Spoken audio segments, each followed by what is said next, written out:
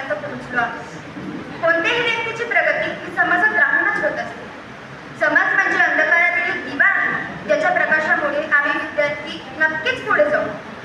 समाज म्हणजे एक वडाचे मोठे झाड आहे, ज्याच्या खाली आपण लहानाचं मोठं होतो.